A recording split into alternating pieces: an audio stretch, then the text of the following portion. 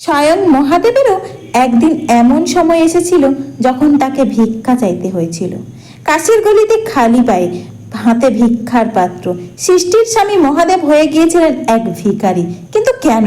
কৈলাস পর্বতে একদিন মা পার্বতী ভালোবাসা আর ভক্তি দিয়ে মহাদেবের জন্য আহার পরিবেশন করছিলেন। তখন মহাদেব বললেন, দেবী, এই অন্ন জল সবই মায়া, এতে কোনো সত্য নেই। মা পার্বতী চুপচাপ শুনলেন, তারপর ধীরে বললেন, যে অন্ন প্রাণ দেয়, যে জল জীবন বহায়, আপনি তাকে মায়া বলছেন? মহাদেব আবার বললেন, হ্যাঁ দেবী, সবই মায়া। মা পার্বতী মৃদু হাসলেন, কিন্তু সেই হাসি ছিল না করুণার। পরের মুহূর্তেই তিনি অন্তর্ধান হয়ে গেলেন। আর তখনই শুরু হলো ভয়ঙ্কর ঘটনা।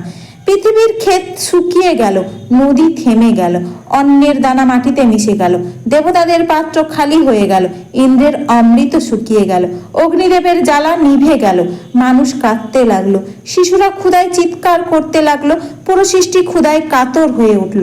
ব্রহ্মা এলেন, বিষ্ণু এলেন, দেবতারা সবাই প্রার্থনা করলেন, মহাদেব, সৃষ্টিকে বাঁচান, মাকে ফিরিয়ে আনুন। তখন মহাদেব এমন কাজ করলেন যা তিনি কখনো করেননি। তিনি ত্রিশূল রেখে দিলেন, ডমরু রেখে দিলেন, হাতে তুলে নিলেন একটি ভিক্ষার পাত্র। মহাদেব ভিখারি হয়ে কাশির গলিতে বেরিয়ে পড়লেন। মা পার্বতীর দ্বারে দাঁড়িয়ে বললেন, দেবী, আমি ক্ষুধার্ত, আমাকে অন্ন দিন। অন্ন মায়া নয়, অন্নই ব্রহ্মা।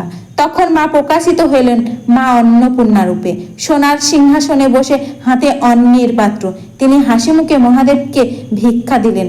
আর সেই মুহূর্তেই পৃথিবীর আবার সবুজ হয়ে উঠল, নদী আবার বইতে শুরু করলো, সৃষ্টিতে আবার প্রাণ ফিরে এলো। সেই থেকে আজও বলা হয়, কাশীতে মা অন্নপূর্ণার দ্বারে মহাদেব নিজেই ভিক্ষুক হয়ে দাঁড়িয়েছিলেন। যদি আপনার মনে হয় অন্নই জীবন, অন্নই ব্রহ্ম, তাহলে কমেন্টে লিখুন, জয় মা অন্নপূর্ণা।